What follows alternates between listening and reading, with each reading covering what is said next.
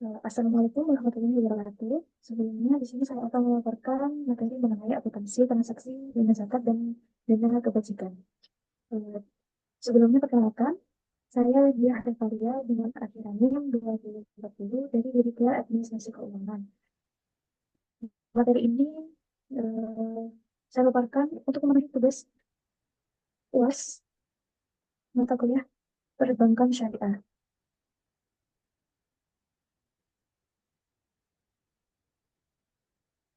Baik, yang pertama yaitu dana zakat.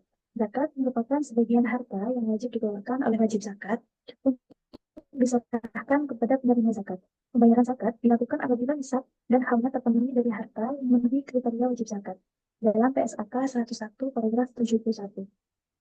Sumber dana zakat di bank syariah sendiri itu terbagi menjadi dua. Yang pertama zakat dari dalam entitas bank syariah dan zakat dari pihak luar entitas bank syariah atau termasuk zakat dari nasabah. Sedangkan penyaluran dana zakat ini terbagi menjadi 8.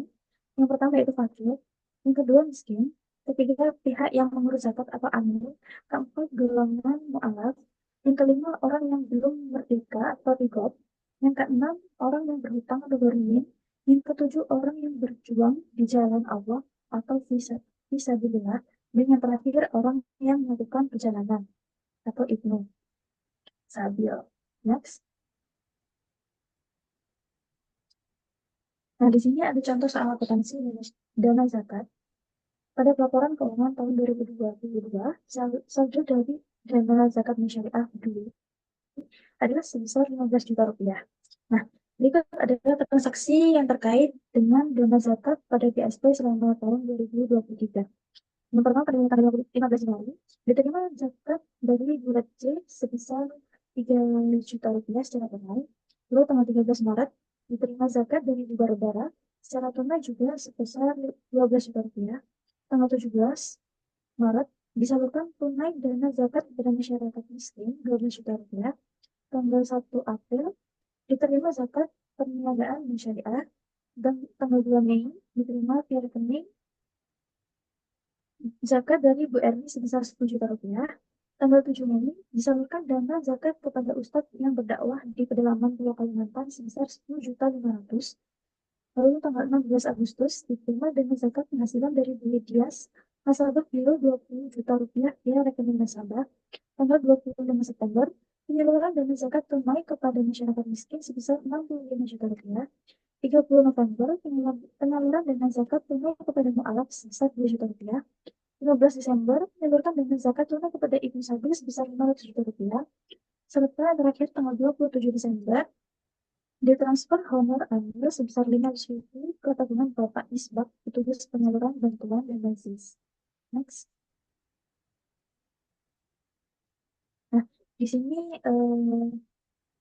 jurnal transaksi pada akuntansi dana zakat pada tanggal 15 April yaitu kas dana zakat sebesar 3 juta rupiah. Sedangkan tanggal 13-nya kas pada dana zakat sebesar 12 juta rupiah.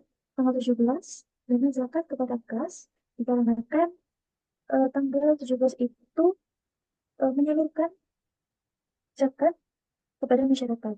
Lalu tanggal 1 zakat bank kepada dana zakat sebesar 50 juta rupiah. Tanggal 2 Mei rekening tabungan nasabah kepada dana zakat sebesar 10 juta rupiah. Tanggal 7 Mei dana zakat kepada kas sebesar 10 juta 500.000 rupiah. Lalu tanggal 18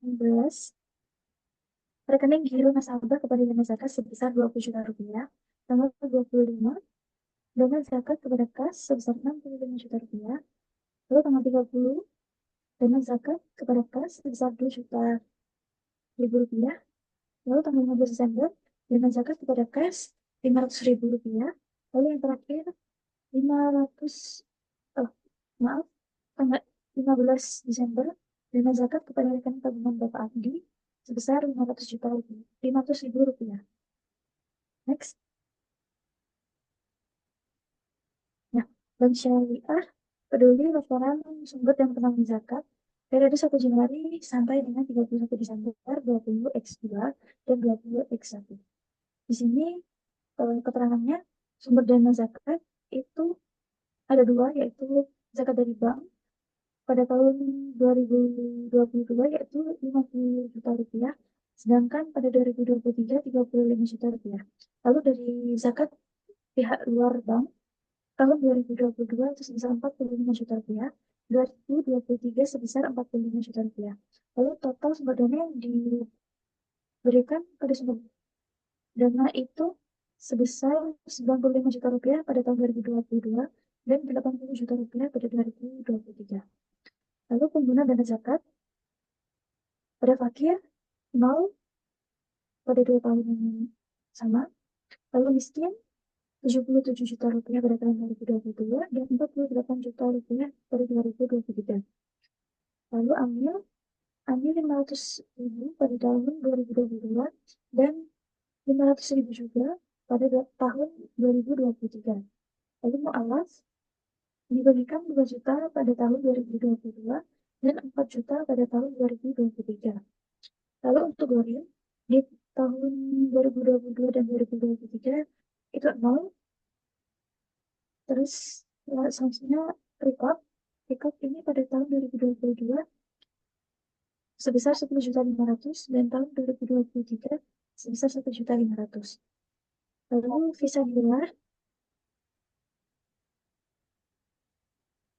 Kenapa?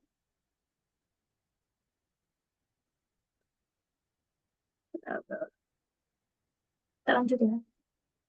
Lalu visa digelar sebesar 500.000 pada tahun 2022 dan 30 juta pada tahun 2023. Jadi total pengguna dana zakat yaitu 90.500.000 rupiah pada tahun 2022 dan 84 juta rupiah pada tahun 2023. Kenaikan atau penurunan sumber atas pengguna yaitu pada tahun 2022 4.500.000 dan 4 juta pada tahun 2023. Lalu sumber dana zakat pada awal tahun 1.500.000 rupiah pada tahun 2022 dan 19 juta rupiah pada tahun 2023. Next. Nah, selanjutnya yaitu definisi dana kebajikan. Dana kebajikan sendiri adalah dana sosial di luar zakat yang berasal dari masyarakat yang dikelola oleh bank syariah. Dana kebajikan merupakan dana yang berasal dari sumbangan baik dari internal maupun eksternal yang digunakan untuk kegiatan produktif, sumbangan, dan kepentingan umum. Lalu sumber dana kebajikan ini ada dua, yaitu yang pertama internal. Internal ini diperoleh dari pengambilan dana kebajikan produktif, lalu denda, dan pendapatan non-halal. Lalu jika eksternalnya diperoleh dari infak, sedekah, dan hasil pengeluaran wakaf. Pengelola dana kebajikan diatur dalam Peraturan Menteri Agama Nomor 5 Tahun 2023. Peraturan ini mengatur tentang yang pertama ketentuan umum, lembaga pengelola dana kebajikan, pengumpulan, penindustrian, pendayagunaan, dan pelaporan. Lalu pembiayaan dan pengawasan, peran serta masyarakat, sanksi administratif, serta ketentuan penutup. Lalu penyaluran dana kebajikan ini disalurkan dalam bentuk akad qard dan qard al-hasan, di mana kedua akad ini disalurkan dengan tujuan sosial. Qard itu berarti pemotongan dan qard al-hasan. Next.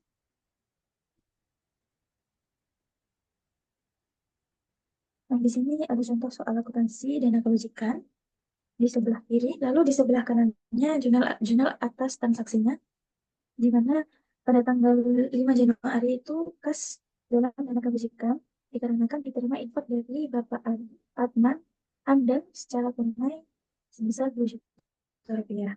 Lalu pada tanggal 1 Februari, rekening nasabah pada dana kebajikan, di mana dikarenakan diterima transfer dari rekening Bapak Wahyu sebagai sedekah sebesar 5 juta rupiah.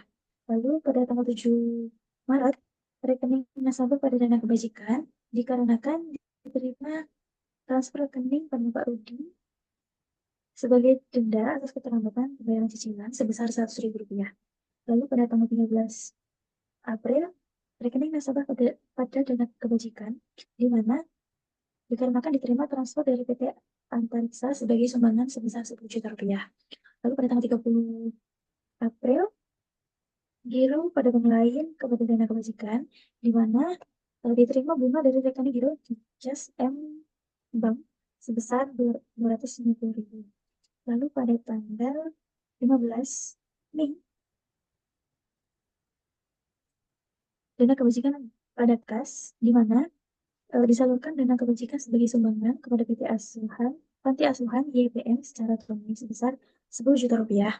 Lalu pada tanggal 11, dana kebajikan pada kas, di mana disalurkan dana kebajikan sebagai sumbangan di SDNI Sidoarjo sebesar 5 juta rupiah secara tunai.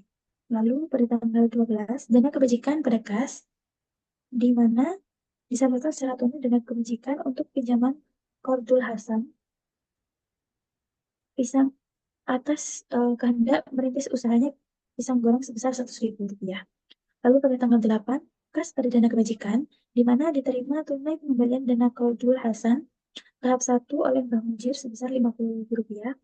Lalu pada tanggal 18, dana kebajikan pada kas, di mana disalurkan dana kebajikan untuk pinjaman Kordul Hasan Ibu Sukini yang hendak merintis usaha pecel lele sebesar 500.000 rupiah. Lalu yang terakhir, kas pada dana kebajikan, di mana diterima tunai pengembalian dana Kordul Hasan tahap 2 oleh Mbak Mujir sebesar 50.000 dan tahap 1 oleh Ibu Sukini sebesar 100.000 rupiah. Next.